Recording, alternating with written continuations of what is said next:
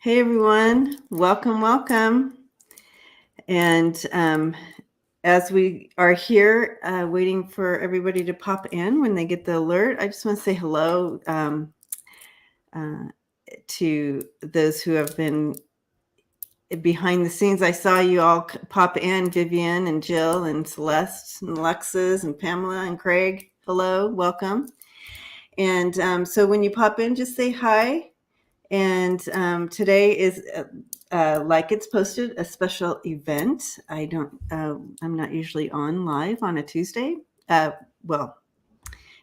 so, but I am so excited to have a special guest here, Tom.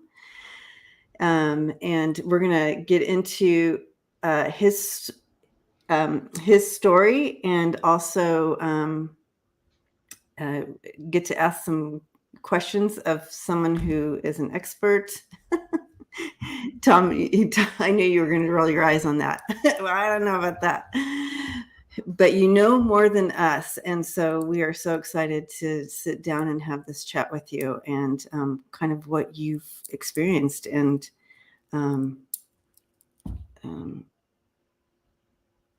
your books. I mean, how many books? Six? Yeah, 6 books. And we're looking at, you have a bestseller. But which one is your bestseller? Oh, gosh. Really the first one, The Gentle Way won, because it introduced everyone to the Gentle Way. And so it just keeps, I've had multiple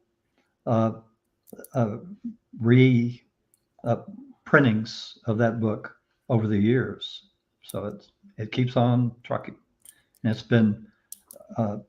it's been published in German and Greek and Spanish, and we're working right now. It's been translated into French, but we don't have a publisher yet, and also they're working on Hindi. So. Oh, wow, that is so cool. So while we are here, and let me do something here while we're in this moment, and I feel like people are still popping in. However, let's do this. I wanted to do introducing Tom to you all. So I'm going to go ahead and do that now. I know people are still popping in, but we're going to go ahead and introduce so we can start talking because we have a lot to get through, and I'm super excited about this. So Tom T. Moore is a telepath and an author of 5 books, including The Gentle Way, which we were just kind of talking about. And that's a series, 1, 2, and 3. And he was voted best self-help author for 3 years by the readers of a health magazine. He is also the author of First Contact, Conversations with an ET, and Atlantis and Lemuria, The Lost Continents Revealed. He has detailed knowledge of ETs and the destruction of 2 continents. So super excited to dive into some of this. Okay. Okay. And there we go. I'm clicking away back here. Everybody's like, what is she doing? And I must have missed giving you The Gentle Way with Pets. So, and The Gentle Way with Pets. And I do have that on screen that we're going to talk about. Okay. And that was the one I was just like, of course, I don't know, but I do animal readings, and I'm very connected and learning a lot just by stepping into the animal energy and getting messages from them. And I've learned so much. And so I can't wait to, I didn't receive I don't know if you sent it yet or not, but I haven't received, I'm going to get that book if you send it or not. I did send it. Oh, you did? It must have got lost. Sorry. Oh, no worries. So I'm so excited about reading this book. And while we're here, should we just dive into that one first? Sure. Okay. And so this is the book he's talking about. And Tom, do you have a website people can go to and order these books if they are interested? Or I normally just tell people to go to Amazon or wherever you buy books um, to buy them.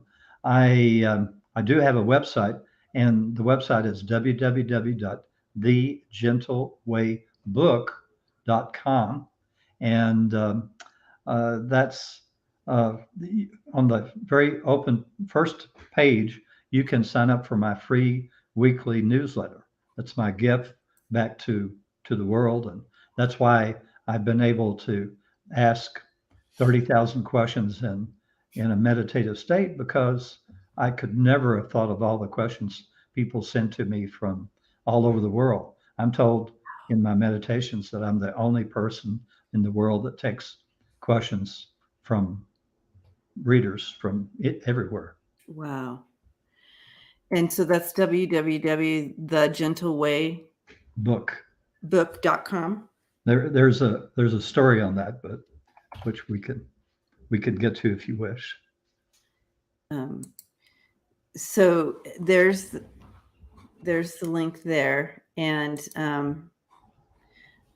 so yeah, you want to start there, or I can Sure. yeah, what's the origin of the gentle way? Yeah. Okay. Um, Way back, I had I had been searching for something to be able to use in my life, and I tried the law of attraction, and it didn't work very well. And so I kept searching around. And one day in the Sedona Journal of Emergence magazine, I read an article channeled by Robert Shapiro, and in it, a creator being by the name of Uncle Zosh, as we call him, said, "You can request benevolent outcomes in your life." And I thought, well, that's kind of interesting. So I started experimenting with it. Um, and, and I was saying them out loud, and I did it just very mundane things, a parking space in front of the grocery store or something like that. And each time I requested these benevolent outcomes, they worked perfectly. And so I I continued on and kept using it for more important things, and it just kept working perfectly. So I wound up writing some articles for the Sedona Journal, and they were so well received that I eventually became a columnist for them, because I had so many stories coming into me from Oh, people that were using benevolent outcomes. So this sort of fast forwards us to a time when my wife and I went to Sedona, and we were going to a Dick Sutphen um, uh, seminar or workshop on how to increase your psychic ability. So the second day, he was going to have us try and do automatic writing. And I said, well, I'm going to try and see if I can contact this Indian shaman that Robert Shapiro had channeled for me back a couple of years before. And so I said, reveals the mysteries. Are you there? And he said, here, yes, I am, Tom. And I said, wow, this is neat. So, um, so I asked him, why was I the only one sort of kind of pushing benevolent outcomes? He said, Tom, he said, uh, he said, your name is Stillwater. You're a shaman at the same time period I am, and you have decided to incarnate into the 20th and 21st centuries to reintroduce people to the gentle way. And he hmm. went on, and I got the name of the book, my first book, the very first time I spoke with him. And he said, "You're going to write books." And I said, "No, no, no, no. I'm a business guy. You know, I'm in international film and TV program distribution, and I figured that's what I was going to be doing till the time I retired. And he said, no books. And so I said, okay. And so I wrote my first book in about 90 days. But as you noticed from the website, I thought that was going to be it, one book, and that's all I could think I could be able to write. I was wrong. So I should have had books, but it was only book singular. That's the story. Wow. That is quite a switch too, taking you out of what you are familiar and it's comfortable and secure and safe, right? In that Yeah. traditional job, and you chose the courageous way. Not Yeah. only to write these books, but it also it's kind of exposing, right? A little bit where you're putting yourself out there for others to. Yeah. And I was told, um, I can't remember if it was Reveals the Mystery or Theo, my guardian angel, but one of them told me, he said, Tom, in the future, some people are going to put you on a pedestal and other people are going to swear you're the devil incarnate. And I said, if I can even help just one person, then I'll do it. I don't care. Yeah. Yeah. Thank you, T-Barb, for posting the link to it. And Bonds posted, do you do, are these in Audible? Anybody can get these in Audible too, or? Audible as far as what? So are these books available where people can listen to them? Oh, the very first book is in audio. Okay. Um, Yeah, uh, I'm sorry, audio. I was saying Audible because that's the that's the name of the I'm platform. sure that's the name of it, but So audiobooks. So are you planning on making the rest in audio? Because there's many of us here that have problems with our eyes and can't do the hours of reading. Are you planning on doing any more audio? I would like to. It's just that, and maybe somebody will come up with a way to do it. But the audio book company that did the first book has not decided to do any other books besides that one. So Things have changed so much, Tom. I'm wondering if there's some, self programs that you could just do yourself, right? I could wonder. be, yeah. Anyway, If I could just find the time. I know the time. Yeah, it's like, Oh, because I do this weekly newsletter every week, which I'm supposed to be doing this afternoon, and was just before we got together, and and then I do a blog typically on Saturdays with stories that are sent to me from people all over the world, telling me their successes, and you'll find 300 or 400 of them in my Gentle Way 3 Master Your Life book. Uh, my publisher called me one day and said, "Hey Tom, we'd like to take all these stories that we've been printing in the magazine, because in my monthly column, and we want to arrange them according to subject matter into chapters, and we need you to write an opening and closing." And I said, "That's great." And so that was one of the easiest books I ever did. I love it. Okay, back to the Gentle Way. Okay. Again, this is my heart right here. This book. I mean, all the rest is very interesting, and I'm in, but this is definitely my heart. The question here is, and I get this a lot on my animal on Mondays, about pets who have passed, and how can we get them to return to us, like to come back Sure. and find us. It happens a lot, and I didn't, when I first started doing, I'm like, I come in cold, because it's like I didn't know all these things. I'm just listening and bringing through the messages, and it's mostly out of my wheelhouse, but I feel like it makes the messages a little more pure because I don't have any input. But it happens a lot. These loved fur family, they find their way back. They So do. how does this Well, and actually, I've discovered that your pets will actually be with you in even hundreds of lives. oh, Now, the easiest way to get them back is you say, I request a most benevolent outcome for my beloved, Sandy, to come back to me for another life.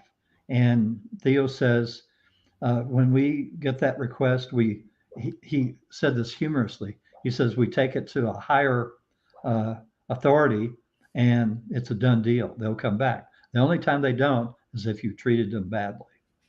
okay. But they do come back. You have to understand, there's one soul that ensouls every single dog on earth. I just call it dog soul. And there's one feline soul that ensouls every single domesticated and feral cat on earth. When I asked, well, what about the lions and tigers and so on, I was told by Cat Soul, no, we like to split up the work. So these are what we call group souls, but they're no different from our souls. They just have a different interest. Okay, so they're animal souls, and they just have a different interest.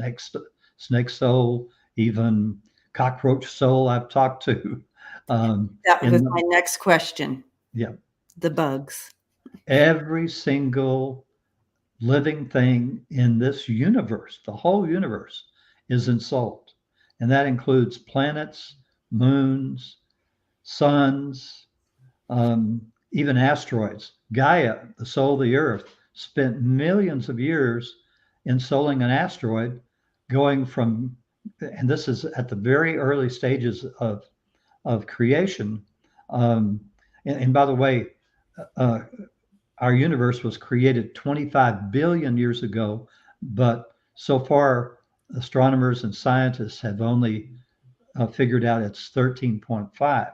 Now, the new Webb telescope will up that farther, so you'll hear in about 4 or 5 years' time that it's over 20 billion years old. But even then, they will still not have been able to see to the very beginning of the universe.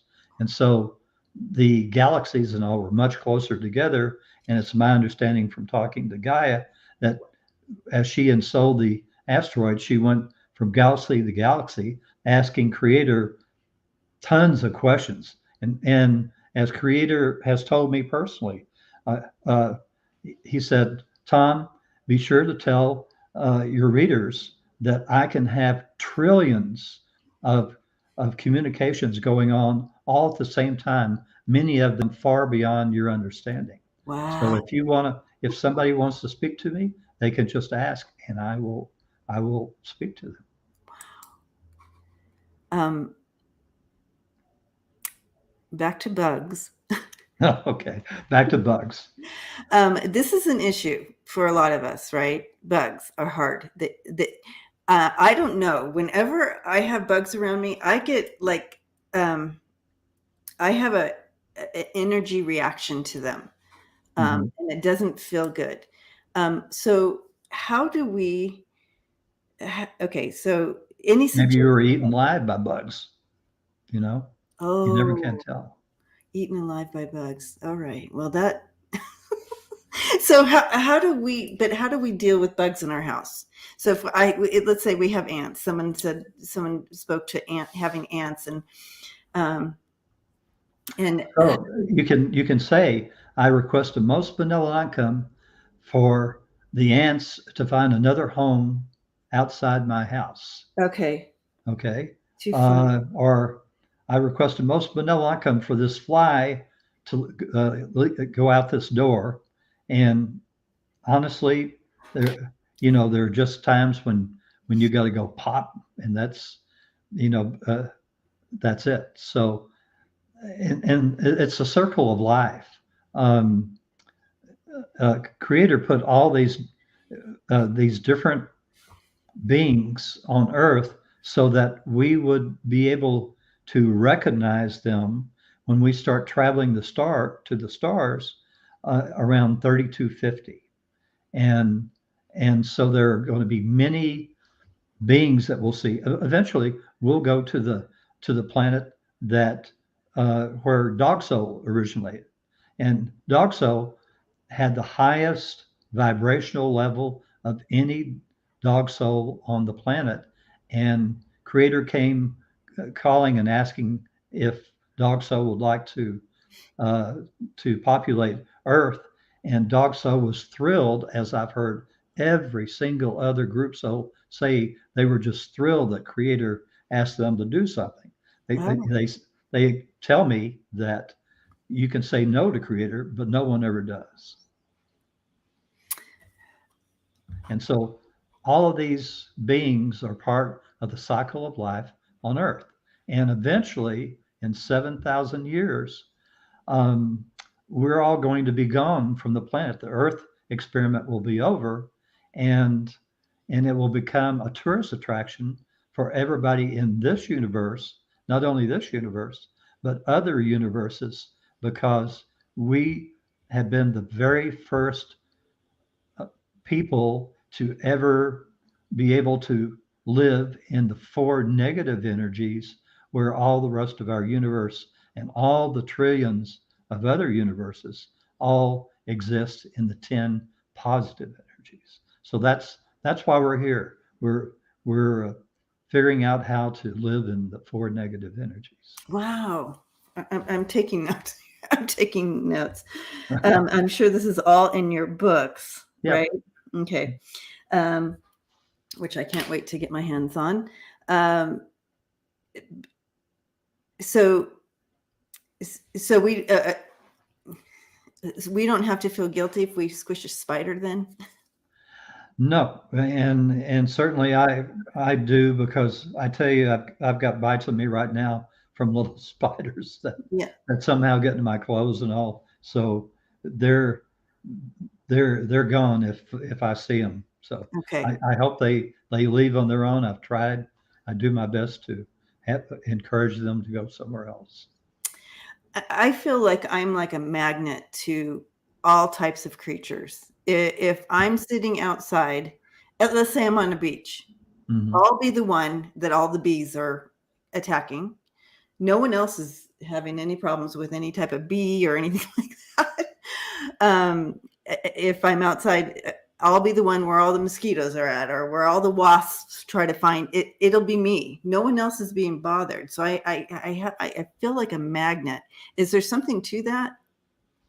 Uh, yes, I mean it's your hormones, enzymes, and all that Okay, that so attract the those no little spiritual vibration buggers. there that's calling all the animals to me. So again, you can try. I request most benevolent to be free from any insects during my time outside. Thank you. Okay, all right. I'm gonna add that to my. I'm just gonna write that on sticky notes everywhere. Um, Now I might mention we haven't gone into this yet, that when you request these benevolent outcomes, you don't do them mentally. I'm told that in the future, scientists will rediscover the power of the human voice.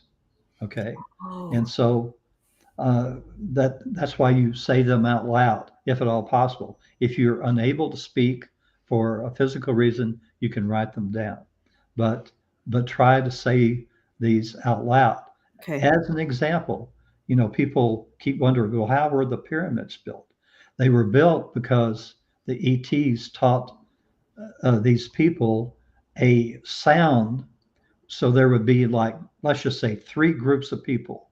And the first group would emit this sound for as long as their voices would hold out. And this sound, let's just call it an ohm sound, but It's something different. They Okay. won't tell me exactly what it is. We have to discover this on our own. Mm-hmm. And but it would lift these huge blocks of stone, and that's how they would move them to the pyramids.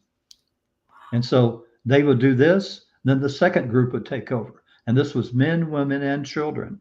And then the third group, and then they'd rotate back. Wow. And we haven't discovered that sound again. Nope, not yet. But you could even tell little bits. I mean, you've seen the videos of someone that can reach a high sound and it breaks a glass. So obviously there's energy in these sounds. We just have to find the right one. Okay. I know we're on track to that. I feel like they've made some huge strides in sound.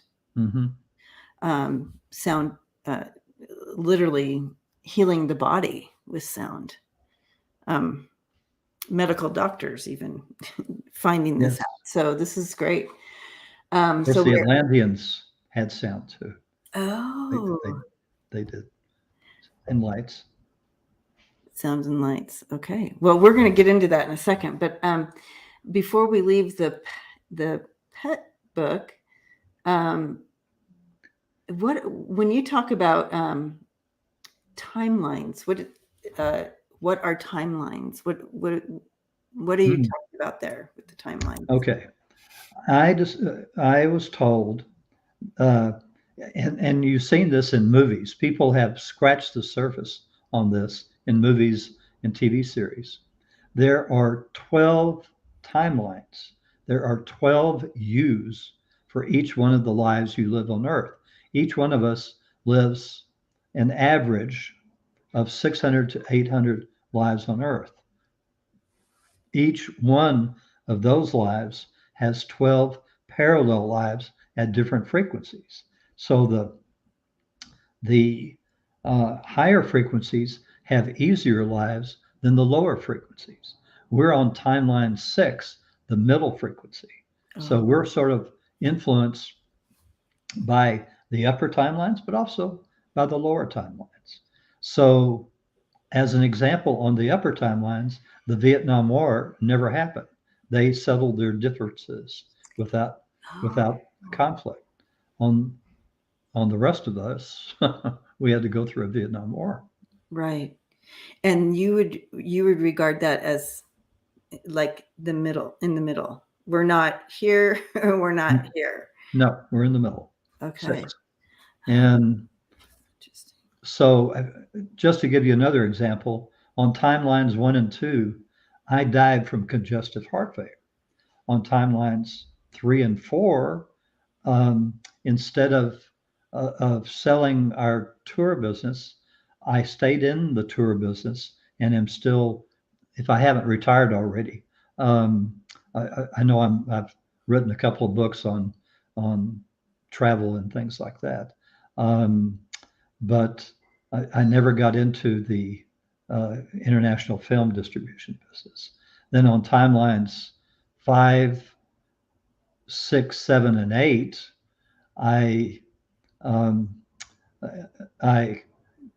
graduated from TCU with a finance degree, where on the upper timelines, I graduated with a degree in English and wrote science fiction and then eventually metaphysical books. So there are differences.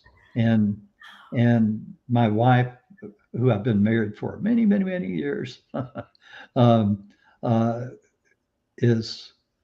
was different than who I married originally on the upper timelines. So they want us, our souls wanted the biggest bang for the buck, and so they have these 12 parallel timelines. You could think of them as 12 matrices if you wanted to.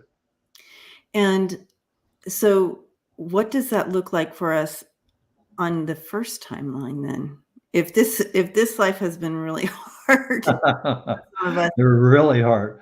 As Theo tells me, he says you have to the really hardy souls are the ones that have to do the lives on the lower timelines. Okay. All right. Well, So, my mind, my mind is going. I love this expansion. okay. It's, yeah, it's, you know, you're looking at years of research. Keep in mind, I started, uh, I started communicating telepathically in 2005. So that's, 30,000 questions later, here we are. So, So Susie asked here. Let me pull this up. Is everyone we know now? Are we all on the sixth? All in our world right now, we're all on the sixth level yes, on the that's time. correct. Okay. Some people think, oh, well, you have to understand, imagine a timeline like this. Now, this is, I'm sure, not really the way it is, but there are people at the bottom of the timeline with lower vibrational levels, okay? And there are people at the very top of the timeline with very high vibrational levels. But nobody can go to timeline 7. They can't go because there's already a you on We're timeline already there. 7. Yeah. Right. So And so, how will we because we're conscious of this timeline.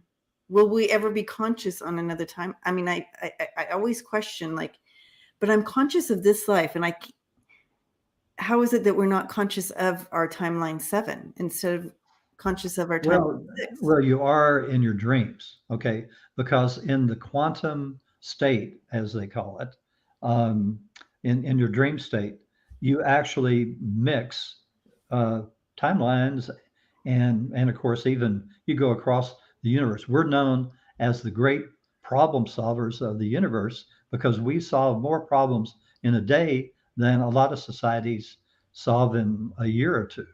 And so we head out, and these are the dreams we never remember, especially because we're or we do we they change the look of the people to look like humans when there aren't, and we solve problems for them in their dreams or in their meditations or whatever. So that's sort of what we do in the initial stages, and later on we'll mix in dreams where we'll mix in timelines, past lives, future lives. All of our lives on Earth are going on at the same time. Same time. Okay. So, um, so we can tap into these lives on uh, from the future or from the past. Well, I definitely think I would prefer to be conscious in my, or my 10 level. You know what I mean? Then I just, so That would be nice, but you were your soul fragment was chosen to to be be a conscious timeline here. 6. Okay. And so that's why we're so exhausted when we wake up in the morning, because we've been working all night. Yeah, true. Oh boy. We got a lot of stuff to get done. Okay. I'm going to go ahead and, for the sake of time, we're going to go ahead and, so again, if you're stepping in, coming in now, we're talking to Tom T. Moore. I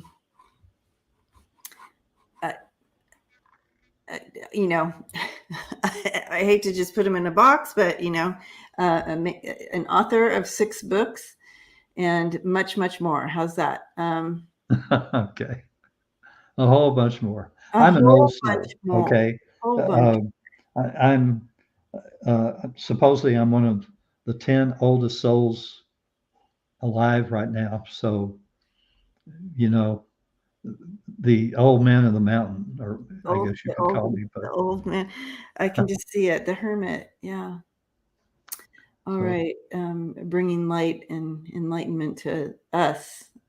yeah, I was thinking of a way to kind of compare me the other day, and in our section of Plano, Texas, which is where I live, we have coyotes, and so somebody was talking about how one coyote will will go out as sort of the scout. And if everything is okay, then the rest of the pack goes. And that's sort of how what I've sort of been assigned to is that I go out, shine the light, and everybody comes on ahead, knowing it's safe. That's a perfect metaphor. Well, metaphor, if you want to use Yep. that word for, yeah, beautiful. Okay. Segueing into our next topic here, and we could spend just the whole time on one. I can't believe we're trying to do this all in one time. Might have to. They're going to want you to come back and have lots Always of come back. questions Yeah. for you. So we're just doing a little overview, and then we can dive into some of these topics at another time, guys. But please, if you have questions, throw them up as well. And so this next book, First Contact, Conversations with an ET. Now, this was your second book? No, it was Third. my fourth or fifth book. Fourth or fifth. Okay. Conversations with an ET. Now, fascinating. So you've had some updates that have come in since you wrote this book. Are you going to do a second edition, or how are you going to add information in here? Or well, it's been in my newsletter. So, okay, in the newsletter. Okay, you guys sign up for the newsletter, right? Yeah. They can sign up and get that newsletter. Yes, at thegentlewaybook.com, on the very first page, there's a blue box, and you can sign up to get my weekly newsletter. It's free. As I say, it's my gift to the world, and I've never charged for it. So it's typically anywhere from 10 to 12 pages per week. Yeah, I mean, there's a lot there, you guys. Sign up. Yeah, and then if you go to my articles and news page, I have all my weekly newsletters since 2007 archived there, and there's a search box. So if you want to search whatever, any topic, then you put it in the Google search box, and it'll find it on the page. Awesome. Yeah, so don't miss out on that opportunity, guys. Okay, so how was it that you came to have this conversation? Your first conversation with an ET? Oh, well, I was talking to Theo one day, my guardian angel, and by the way, guardian angels, they're actually golden light beings, okay, and golden light beings have that name because over millions of years, their vibrational level rose to the point where they glow a golden light. And when Creator wanted whole souls to look after us for the Earth experiment, Theo said that humorously, Creator said only golden light beings need apply for the job. So that's their job is to watch over us, but they do it for several 100,000 people at the same time. These souls are really powerful. We always used to think of it being Clarence, with the little bell in A Wonderful Life, but actually, your soul may be having 500,000 to 1,000,000 lives all going on at the same time across the universe. Just one soul. So anyway, I got off our question. My apology. No, it's all fascinating. We're all on the edge of the seat here listening. So ask me the question again. So tell us about how did this first contact happen for you? Okay. So here I was with Theo one day, and I was talking, I was asking him about some ruins in Europe or something like that. He said, He said, you'll get to see those one day. I said, do you mean me or do you mean us as people? And he said, no, you. He said, there's an ET that is listening in right now. If you'd like to talk to him, ask him questions. And so I thought for a minute. First of all, I was shocked. I thought I was having a personal conversation with Theo, and it turns out it's a party line. Anybody could tune in.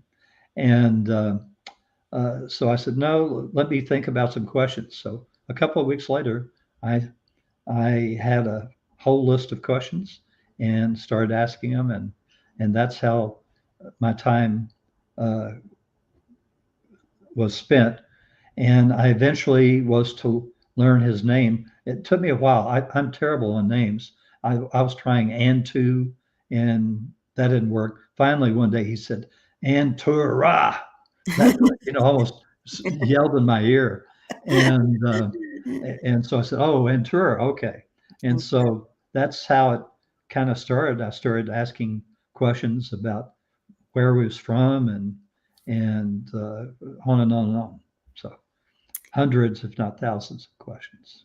I would imagine, like we all have. Yeah. Everybody in this family right here who is in the chat, they all have about the same amount of questions. So apparently I feel like you addressed a lot of that in your book. Yes. A lot of these questions. Yeah. I ask, questions not only about his planet. His planet is Nomo, and if you look up Nomo, you can Google it, and you can find there's references to Nomo. It's a water planet in the Sirius B solar system. There are over 23 or 25 planets in the Sirius B solar system, even though there's a lot of people that claim, oh, there couldn't be any planets there, but there are. Mm-hmm. And so it's a water world. Turns out that um, Antura is a amphibian, and it turns out that we're both from Nomo. That's how we are soulmates. We're part of the same soul cluster. Our soul has 8 fragments of itself having lives on Earth, and they're in a soul cluster. So that's so Antura is part of my soul cluster, and right now he's orbiting the Earth in a 3-mile wide uh, and 20 stories tall uh, uh, spaceship. Now, in this ship, since he needs that water, is there water source on that? I mean, how does that work for if they come from a water planet? Sure. This spaceship is so large that, as an example, Antura, when he goes to bed at night, there's a tank for him to sleep in. Oh, okay. And so he's never too far away from water. So this ship is humongous, 3 miles wide, a crew of 900, their families, 1,500 total. Most of the crew lives their whole life on board these monstrous spaceships because they come from planets where they actually lived in caverns underneath the surface because the surface was too inhospitable. Yet all our scientists can think of, oh, we got to find another Earth-like planet. They don't think, oh, people could live in the interior of the planet, and they can. So and have water and light and all this stuff. So okay, that's and he's part of what's called a first contact grassroots team, a total of 4, and so they're here because sometime next year, my family and I are supposed to shoot the first documentary ever on board a mothership. And going back to the planet, the water planet, there's a lot of us that have connection to past lives, or how that works other times on that in a water experience. Do you think it would be that planet, or is there other planets that we could be connected to? No, there are other planets that are water planets. Okay. I've had that come up in the last year. I think somebody asking, and I was told that they didn't come from Nomo. They came from another water planet. Okay. So there's And they're different type of kinds of water, from what I can oh, understand, okay, and that different we'll types. learn about someday. We're developed different in different types of. What is what do they look like? Amphibians? The one that you're talking, I forgot. Okay, Antura? Yeah. Okay, if you've ever seen any of the Hellboy movies, Yeah. there's a character in the Hellboy movies by the name of Abe Sapien. Okay, Abe Sapien is the closest that I've seen someone sort of look like Antura. Now, keep in mind, Antura has never sent me a photo. Right. Okay, so it's in these detailed descriptions. I mean, he would not volunteer anything. Okay. As an example, in the book, I forgot to ask him about whether he had a tail or not. He's got a little tail, okay, kind of a triangular tail. But I forgot to ask him about that in the book, and it came out years later. And You didn't ask. hmm? Right. He's like, you didn't ask. Yeah, exactly. You didn't ask. And he only has one gill on I think the left side of his neck, where Abe Sapien has these big, huge gills like here, Okay. and Antura only has 4 fingers, one of which is at the bottom. It's not at the top. It's at the bottom, and it's offset so that he can grasp things.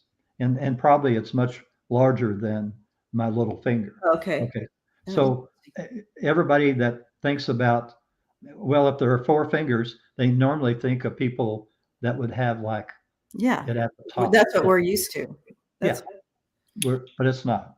And oh gosh, he says he's much more beautiful than than Abe Sapien. That's what I love said. that. I love that. And He's and he only has 4 toes, naturally webbed, and getting. Does he think I don't know if I want to get to. Go ahead. Does he think that we are beautiful? Well, Antura has had 800 lives on Earth. Okay. Oh, okay. Okay. So he's having this life specifically to assist me in this life. All Okay. right. But he'll go back to having more lives on Earth, and where my sole interest is religions and um, uh, oh gosh, and spirituality, and also um, I advise world leaders in other lives. Um, I just found out recently about a life that I'm living right now, where I was born in the 1970s. I'm in the Pentagon, and in 2032, it was just in a newsletter, I think, in the last week or two. In 2032, I'm going to be I'm a female in that life, and I'm going to be advising the president of the United States in that life in 2032, and it'll be a woman president. Wow.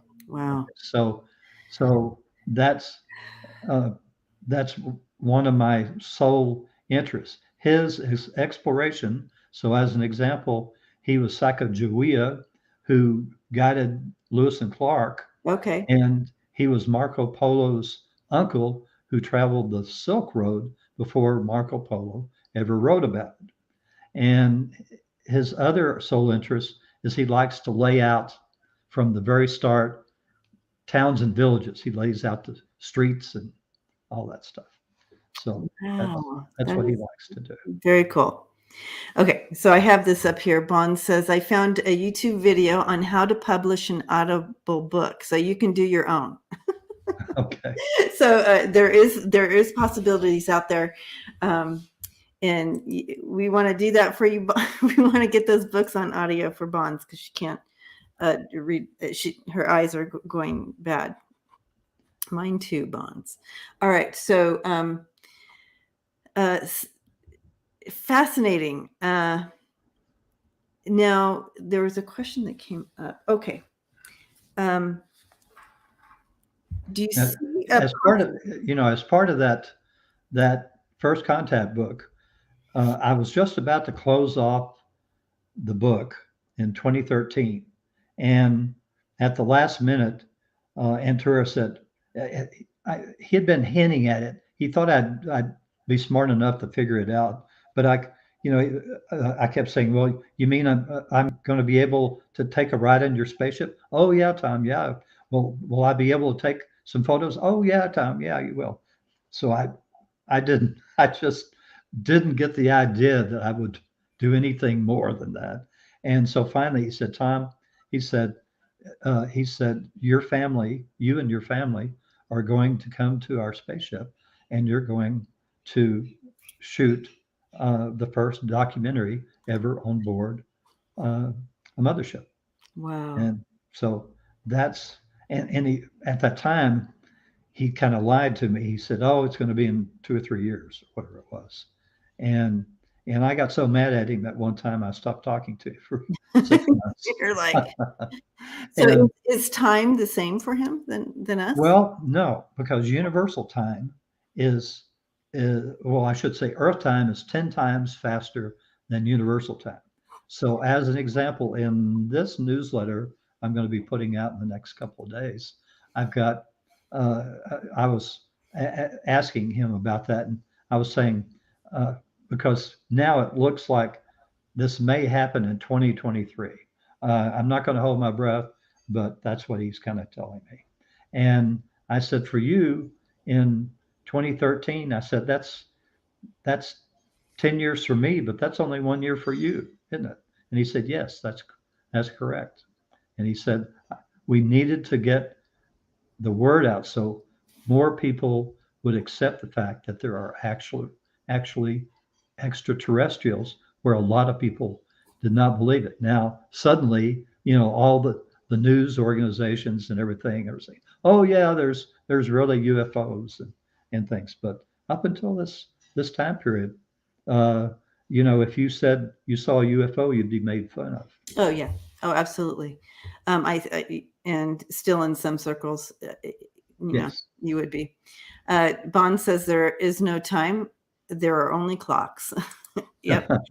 Okay. So interesting enough, Tom, and I have it written down. So I want to show you that I had written this down before you said anything about doing a documentary, but I have it written down there. That the question was brought in about making a positive movie or a positive film with the knowledge that you have, and that you would be a part of the team of creating some positive filming in regards to our star family, or Right. Well, as it's been explained to me, we will, and you have to understand, okay, this life was sort of a setup life for me to do what I'm doing, because I'd never had a life in which I was involved in international film and TV program distribution. So I was told I had to learn it okay. from the ground up. Now I didn't know that when I got into the business. I was just looking around for something to do after we sold our international tour business, and so I just started not knowing a thing about film distribution, and I just started out, and over the years learned the whole business, and I've negotiated hundreds of contracts over the last 40 years of doing this. Okay. So that, and I've been co-executive producer of some super low budget movies that I helped get lighting and cameras and looked at the script and helped them on casting $1,000 a day for Right. 2 days work by somebody that would be a third rate actor down the way. Yeah. Yeah. That kind of stuff. And so I've learned this business, and I'm told, of course, that on the upper timelines from 11 down through now 7 just finished shooting their documentary on timeline 7. Okay, so that just happened in May. So timeline 7 has done theirs. The others, the upper timelines, their documentary, somewhere around 2.5 hours, is already in theaters, and it's been a big hit.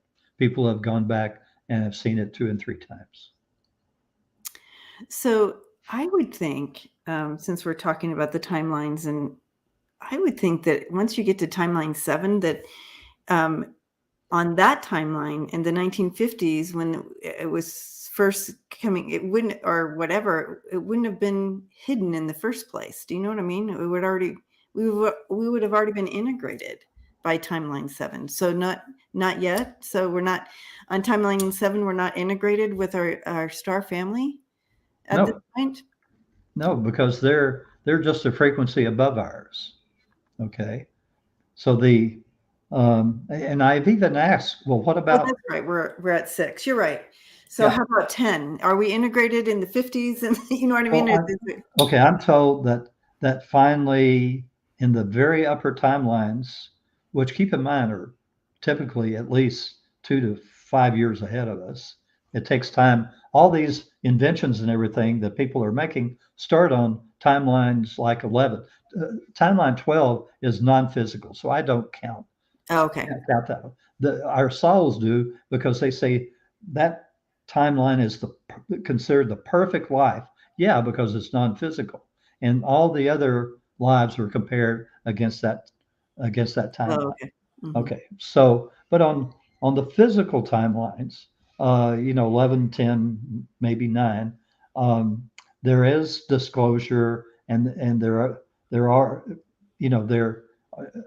it's come out about the meetings that all these governments have. Now that's something I've had in my newsletters recently, because it turns out I found out that a Pleiadian has been monitoring my conversations with Antura, and this Pleiadian is part of a group of about 4 or 5 Pleiadians that has monthly meetings with 6 different countries and on all their timelines. Okay, and so I've asked him. I said, well, let's say you just had a meeting on timeline 11 and timeline 10 is next. I said, do you just kind of disappear and then reappear, so you don't have to go away and come back? And he said, that's exactly right. They just switch frequencies. Okay. Wow. Again. All right. It's all good. So here we go. Craig is asking, I feel like you touched on this a little bit. When we die on this timeline, do we die on others too? And I think you already spoke to this a little bit on your earlier timelines. You had died earlier with congestive heart failure. Right. And so you've lived longer this lifetime already. Yeah, I had congestive heart failure, but I was able to go into a hospital, and they did what's called an ablation, where they shock little parts of your heart to get it beating correctly again. I've had that done. The last time was 2015. Okay. And so to answer Craig's question, it does not necessarily mean if we die on this one, we die across the board on all the timelines at the same time. Is that correct? That's correct. Okay. All right. Good question, Craig. All right. So moving, we're jumping around, guys, but we will have them back, and we'll dive into some of these a little more. We're just touching the surface of all these things, and we'll beg Tom to come back and teach us some more. All right. So the next thing I want to look at here, let me go ahead and do this. Or we could talk about the Star Wars. Star Wars? Yeah, if you'd like. It's in the book. But which one? Atlantis or Contact? No, the real Star Wars. The real Star Wars book. The real one. Okay. Okay. In the book, I called it the Reptilian War. Okay. They diplomatically now call it, or I say now, probably after the book was published, I learned this. They call it the Great War because it was finally settled peacefully, and I can kind of go into that. But basically, the reptilians in another galaxy decided to come to this galaxy and start taking over planets for their resources. And when that happened, it started a Star Wars that lasted for 27,000 universal years, but 270,000 Earth years. So there were people, keep in mind, most people don't have short lives like we do. They're around for 1,000, 1,200, 1,500 years, whatever. And so there were people living on these planets that lived in fear their whole lives that suddenly a enemy spaceship would show up and would destroy their sun and all the planets that orbited the sun. So it was a nasty, nasty war. How did we get through that? 26 what? 26,000. 27,000. 27,000 years? Yes. How did we get, how do we have anything left? Yeah. We weren't doing too well. Now, this little amphibian, me, supposedly I'm a spiritual leader on Nomo every single life. Okay. So I presented an idea. I said, why don't you offer to include them in the Earth experiment? And you have to understand, these reptilians were hated and despised and so on, and it was rejected. No, first of all, they wouldn't do it. Secondly, we don't want them. And so 450 universal years would go by. Things were still not looking too good, if not worse. In fact, they were worse, I was told. And so they said, okay, let's use your suggestion. And they accepted. So it turns out that 10% of the souls having lives on Earth are reptilian. And that brought the original Great War to an end. So that's why when I started having Earth lives, everybody wants me to be their advisor, because when I'm not on Earth, I've already am 50 years old back in Nomo, just getting to a time where I'm advising the Federation again. But everybody wanted me to be their advisor when they were running countries. So that's why I'm going to be advising the President of the United States starting in 2032. But before then, the same person, and I've had a setup life with this person already. I've met this person in this life.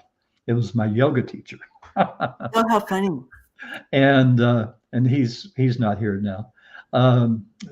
Moved. But I'm going to have a life with him where he's going to be running a small country, preparing to have a life as the President of the United States. Wow. So that's, I asked, how many lives have I had? And I was told 1,005. And I said, good night. I really said this. I said, I must be a slow learner. And I was told, no, Tom.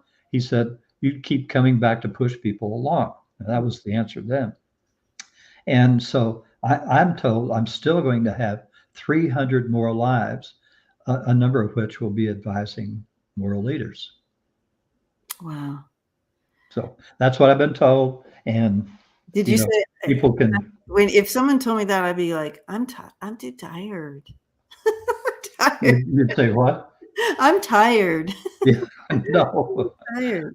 And they didn't want to tell me at first. Oh, when I asked this question, you're going to have a little more than 100 lives. How many lives am I going to have? Is it 200, 300, 500? Oh, no, Tom, it's 300. Okay. They didn't want to tell me. And it was a kind of a shock. I mean, I thought. I'd be a little hesitant at, Yeah. They know not to tell me that. That's for sure. Yeah. And in fact, most people, when they are asked a psychic or they ask in their own meditations or whatever, they'll be told, oh, you've had 10 lives or you've had 20 and this is your last one, or you've only got a couple more to go, or, something like that, because they don't want people to feel depressed that they have several hundred more to go. I was told that 70% of the people having lives on Earth right now are in the young soul category. Now, each category is divided in quadrants. Okay, so the young soul are divided into quadrants. Then the medium souls, which make up 20% of the people on Earth, are divided into quadrants, and the old souls, which make up only 10%, are divided into quadrants. So, as an example, if you're having 600 lives on Earth, 200 will be in young soul, 200 medium soul, and 200 old soul. Wow. Okay. If I didn't get that wrong, who knows? But it just expansion. And if we think we know, we really, it's just, I always think, you think you might know something, but just know that it's bigger than that even, what I mean? Yeah. And that's the beauty of the universe. I mean, it's hard to even get your mind around the fact that, how big our universe is, much less that there are trillions of other universes and that there is a creator of creators popping out, creators all the time. Wow. And every single one of them with a different interest. Figure that out. That's so far beyond our understanding. Okay, so I have a question I want to write down. Rebuild. Okay, so Cosmic Toga Party is asking, are we born into all timelines at the same time? We don't die at the same time, but are we born at the same time? Yes. Okay. All right. Great question. So when you were talking about discussing the war, the Great War of 27,000 years, and then you brought in creators. Did they go in and rebuild and recreate some of this universe that was destroyed over 27,000 years? No, it's just gone. Yeah. Now, keep in mind, creator is forever creating new suns and planets. Okay. That's creator. So just creating new, but there's no rebuilding going on with what happened for 27,000 years. Yeah. It's just so disappointing. Yeah. Now, some of those planets, they did just take over. So there are actually some planets that are reptilian in our galaxy that they took over, and they're not going to give them up. So, and they're, we're being protected from the reptilians at this point? Not protected. We're at peace. Okay. Okay. That's the way to describe it. And so we're going to move into this next question someone had because it. By the way, the Federation of Planets, they didn't have a Federation of Planets while the war was going on. it was formed shortly thereafter. Okay. And in the book, I was told, oh, the Federation is a federation of 200 planets. They tell me some of these things so they don't scare us. In actuality, I've been told that the Federation is composed of 20,000 planets. Okay. Okay. So, and that's the same thing even on the mothership. I was originally told it was 1 mile wide.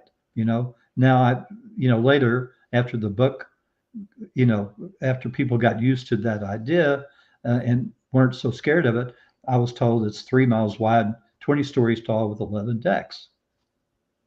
Wow. How do we know, Teresa wants to know, how do we know if we are a reptilian soul? Would we know that, or?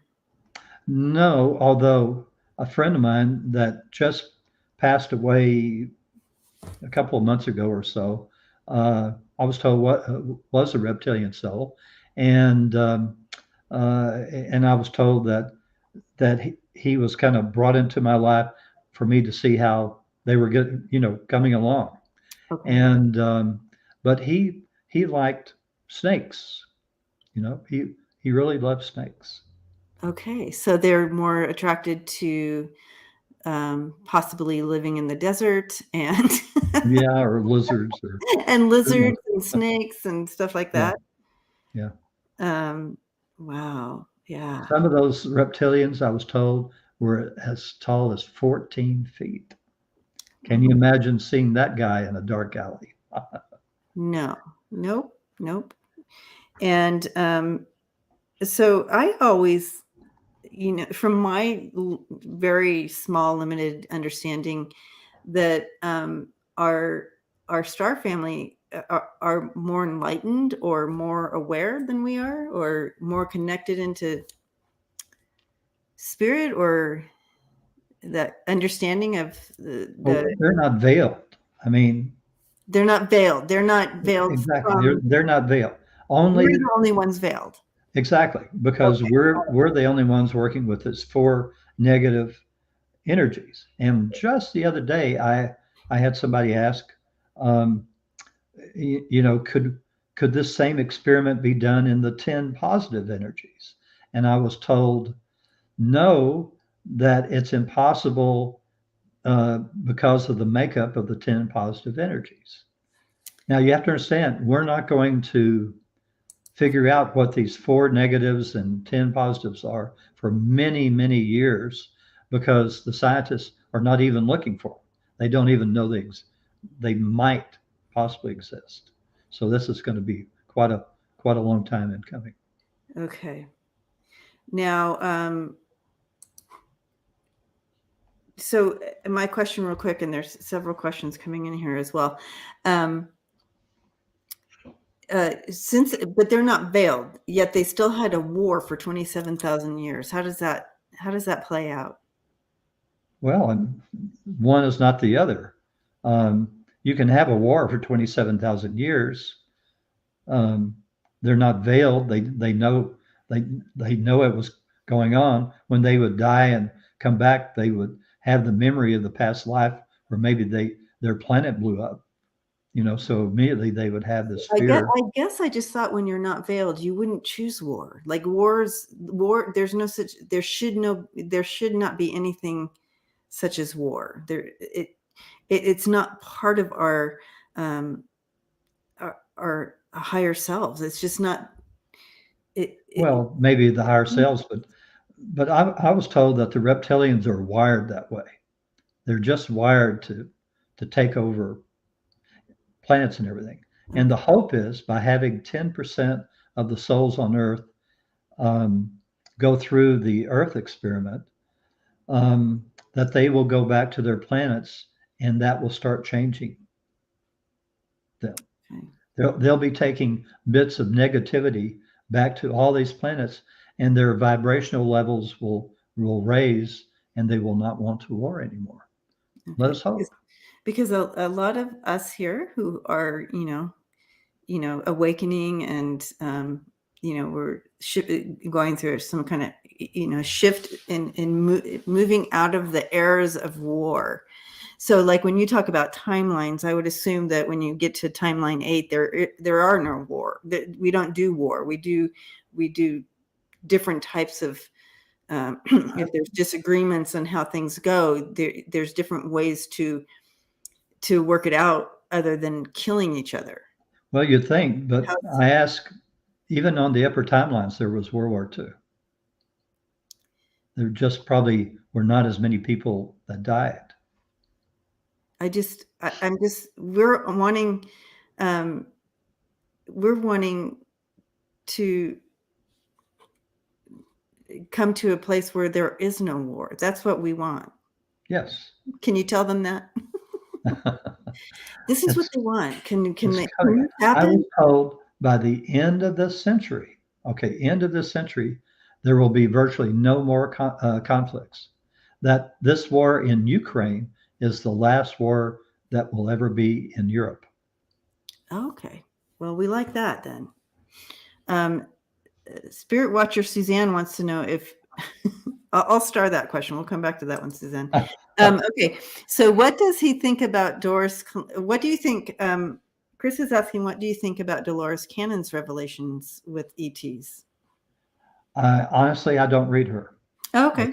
I just kind of, I don't have time to read very much anymore. I used to, before I ever started doing all this, I was reading tons of books and all. Obviously Edgar Cayce and what have you. I kind of started, for like Atlantis and Lemuria, where Edgar Cayce kind of ended. This is Oh, sort okay. of where I So more started. Edgar Cayce. You're coming from that area.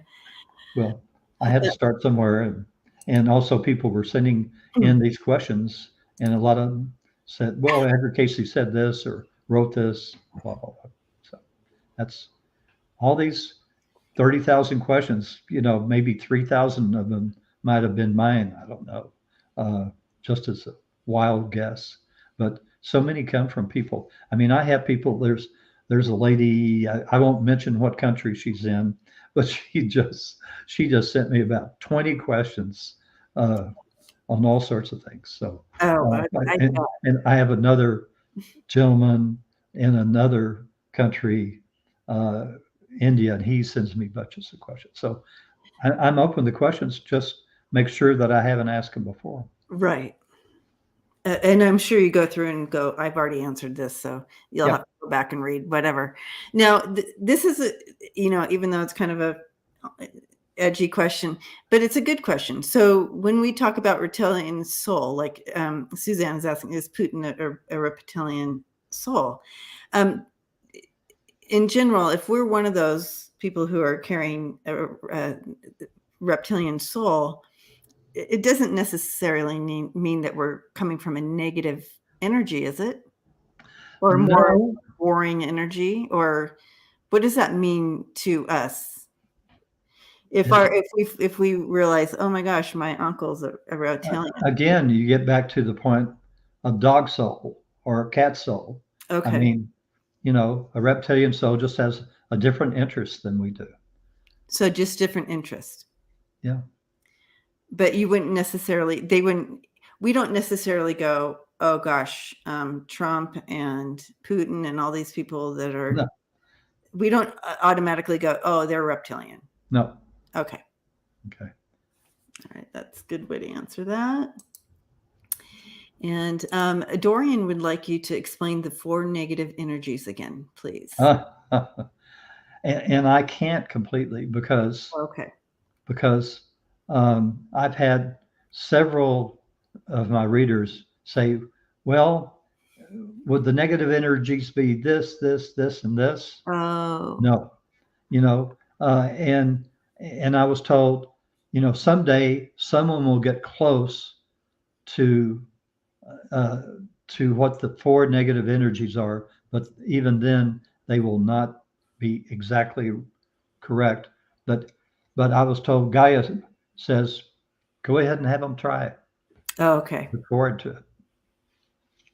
Oh, interesting. Okay. Now, let's kind of tap a little bit into this next area. And again, guys, think we're gonna come back, and if you've enjoyed this as much as I have, um, start thinking of some questions that maybe that we can ask and dive into with Tom here. But let's look at this, Tom. Here's another one of his books, Atlantis and Lemuria, and I know a lot of us have a lot of interest in Atlantis and Lemuria and feel like we've had connections to them. So what drew you to writing this? What was your connection yourself to wanting to write this? It does have a connection with the gentle way. Okay. When Reveals the Mysteries told me that I was going to reintroduce people to the gentle way in the 20th and 21st centuries, I went along and I kept saying, well, that means the gentle way is, at least since he lived in the mid 1600s in the Western United States, that means it's at least over 300 years old. So I was wondering, how old is the gentle way? Thinking, it might be 1,000 years old, who knows? And so one day I asked, and I was told, Tom, he said, the gentle way dates all the way back to about 12,700 years ago, when you were inspired to create the gentle way. And you had about 1 million people, mostly on the island of Poseidia, practicing the gentle way, requesting benevolent outcomes. And so that that continued on, but things were getting really bad. Things were getting really hostile between the island of Poseidia people and the island of Erin, which was 375 miles due south and straight out from Washington, D.C. Oh my goodness. And the 5 islands, little islands that were in sort of a half moon around Erin. And so I was told that they were absolutely going to war, and was actually flown in an ET ship to check out where we were going to land, where we were going to go. And so this is where you're talking about right here. I have the map up here, and so that's Poseidia and Erin. So this is the idea, and if you guys can see on the screen, I know some of you are watching on your phone, so it's hard to see, but you can see the little islands there, and then the large dot there is Poseidia, and this is, and you'll talk a little bit about how you were directed to this is where it's at, but I just wanted to show you guys while he's talking about it, this is what that looks like. Okay, so excuse me just a second. So we wound up migrating. I wound up migrating with 25,000 of my followers through Europe to Egypt, and it came in sort of waves. It wasn't all 25,000 people at one time, because there wouldn't have been enough food and water, so on, for everybody. So when all these people started arriving in Egypt, people were worried that we were going to take over running the place, and because this had happened many years before, where the Atlanteans had conquered everybody. And so there was a Egyptian princess, and in this life she's my wife, okay, but there was this Egyptian princess, and she helped us resettle in Egypt. And so that princess is my wife today. And in the future, again, and this is kind of like setup lives, in the future, Um, she's going. She's going to be. Let's see if I can remember. Among other, uh, she's also going to be Haile Selassie, and I'm going to be Queen Marin. I think her name is. Um, uh, uh, and and so I'll be advising Haile Selassie in a future life, which is in our past. So kind of confusing. That's so interesting. In a future life that's in your past. Yes, we can have lives past, present, future. Past, present, future. Wow.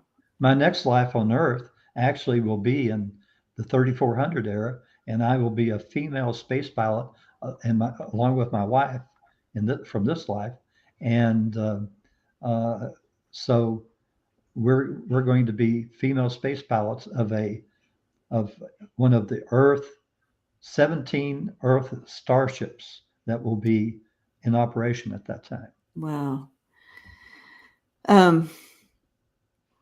Now, in regards to Poseidon and Atlantis, I probably need to back up a little bit. yeah. The reason why Poseidon and Aaron are stuck out in the middle of the ocean was the fact that about 30 or 31,000 years ago, the continent of Atlantis, if you'd like to pop up that view of Atlantis. Lemuria or Atlantis? Atlantis. Oh. The big. This one? Nope, the other one. Oh, I only have these two. Oh. I only got these two. I said two. Did you? Oh, yeah, I didn't. Something disappeared. Sorry. Okay. Atlantis was in the shape of a parallelogram, and it reached as high north as the 47th parallel, which, if you draw a line straight across the ocean from North America to Europe, 47th parallel would be along the lower edge of Newfoundland or Newfoundland, depending on where you're from. Mm-hmm. And it was in the shape of a parallelogram and came within 30 miles of the African coast. So, and it had a tail that ran all the way down to the Bahamas, and the Bahamas were part of the Atlantis continent. So 31,000 years ago, there was a line of super volcanoes sitting on top of the mid-Atlantic ridge, and they all blew up at the same time, breaking apart the whole continent. So all that was left was like Poseidon, Aaron, a couple of islands off the coast of Canada, Canary Islands, Bermuda, so on, Azores, I think. So there were some remnants of it. But as Guy explained, because it's been 30,000 years, the silt and dirt and everything is built up to you'd have to really dig down deep to find the ruins of these civilizations. So that happened then. Then the next major thing that happened, and the seas rose over 160 feet. If you can imagine that. Wow. All the oceans of the world rose 160 feet, wiping out every single city, village, town on the coast of the whole world. Okay. So that was the first big major destruction. Then when Poseidon, Aaron decided that they were going to knock off Poseidon, and so they did like a Pearl Harbor attack with about 325 or so aircraft, and they showed up one morning using these laser guns that would melt people and the ground they stood on. 1.5 million people died the first day of the war between those two peoples. Wow. The sons of Belial and Aaron, and the was it God of One, or what? I'm sorry, I'm forgetting the name of it, um, in Poseidon. And so when that happened, pardon, they'll get You have a landline.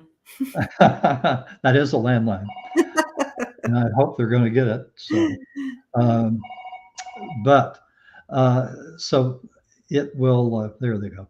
Um, the and then, but the Poseidons uh, came back at them, and so at the end of it, all the islands disappeared, and the oceans and seas of the world rose 41 feet. Now, this was when actually the story of Noah took place. It didn't take place 3 or 4 thousand years ago. It was 12,500, and and it was only 41 feet. So that meant there were areas of the world that were not covered by water, only the low lying Mediterranean where Noah was. And Noah and his family actually, he was told by Creator to build that ark, and it actually floated, and he landed on the lower slopes of Mount Ararat, not the upper top. Okay. Yeah, that's Okay, so that was the second time.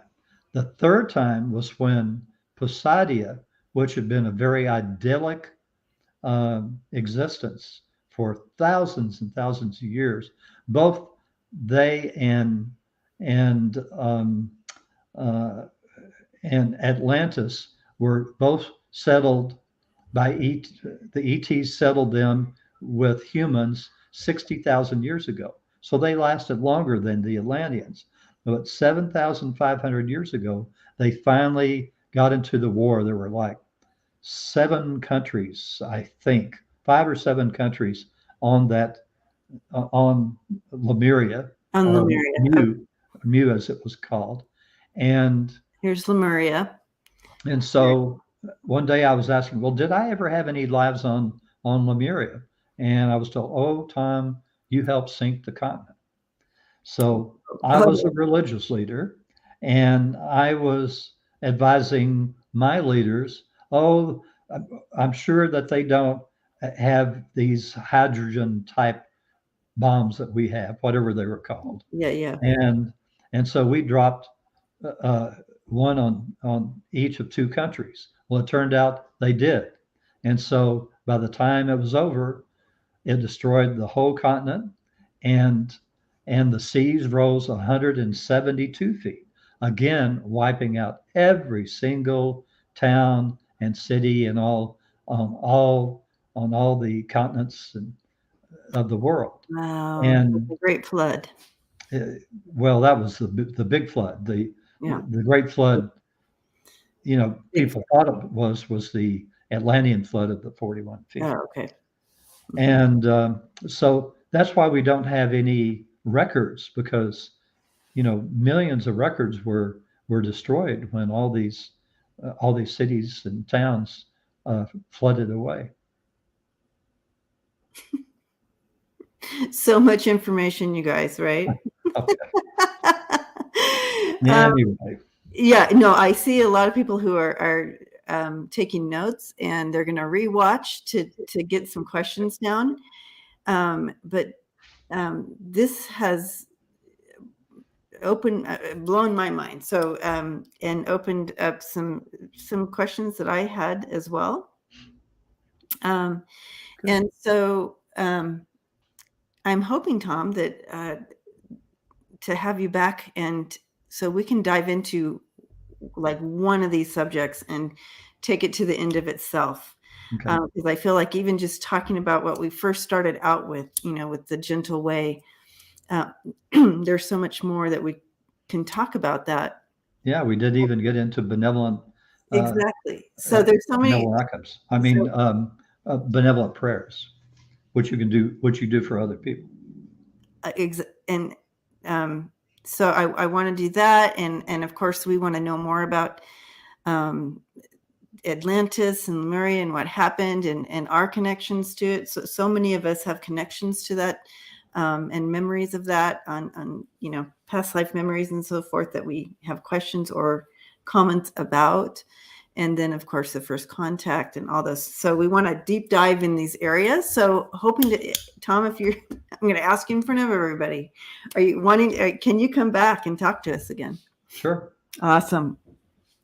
So speaking to the family here, if you all want to write down some questions and so forth, I think, why don't we start with the gentle way next time, or should we start? What do you guys want to do? You tell me right now. Where do we want to deep dive? We want to deep dive the Atlantis. Do we want to deep dive the Atlantis and Lemuria, first contact, or the gentle way? So whichever one you all go ahead and leave comments in which one you want to deep dive first, but we'll do them all. But which one do we want to go first? Because it's all kind of fascinating, I know.